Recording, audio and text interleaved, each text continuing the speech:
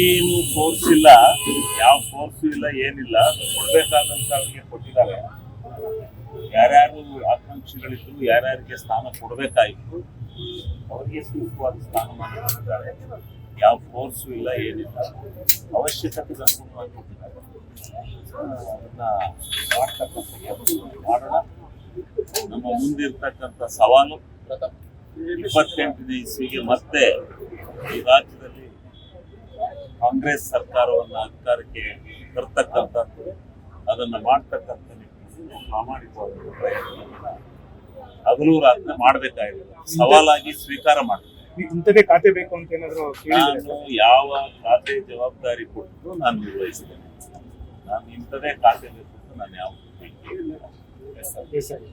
ಮೊದಲನೇ ರಿಯಾಕ್ಷನ್ನು ನಾನು ಕಳೆದ ಸಾರಿ ವಿಧಾನಸಭೆಯಲ್ಲಿ ಕಾಂಗ್ರೆಸ್ ಪಕ್ಷವನ್ನು ಸೇರಿದಾಗ ನನಗೆ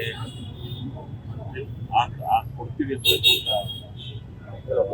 ಆಶ್ವಾಸನೆ ಇತ್ತು.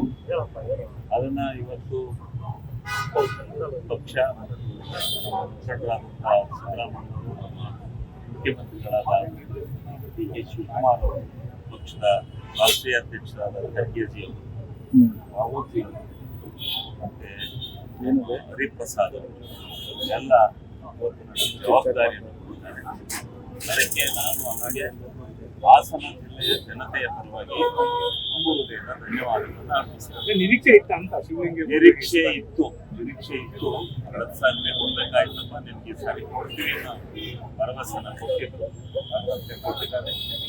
ಆ ನಿರೀಕ್ಷೆಯಂತೆ ಈಗ ನಾವು ಆ ನಿರೀಕ್ಷೆಯನ್ನು ಉಳಿಸಿಕೊಂಡು ಒಳ್ಳೆ ಕೆಲಸ ಮಾಡಿ ಪಕ್ಷ ಸಂಘಟನೆ ಮತ್ತು ಜನರ ಸೇವೆ ಮಾಡ್ತಕ್ಕಂಥ ಕೆಲಸ ಮಾಡಬೇಕು. ನ್ಯೂಸ್ ಫಸ್ಟ್ ನಿರ್ಭೀತಿಯಿಂದ ನಿಮ್ಮ ಪರವಾಗಿ.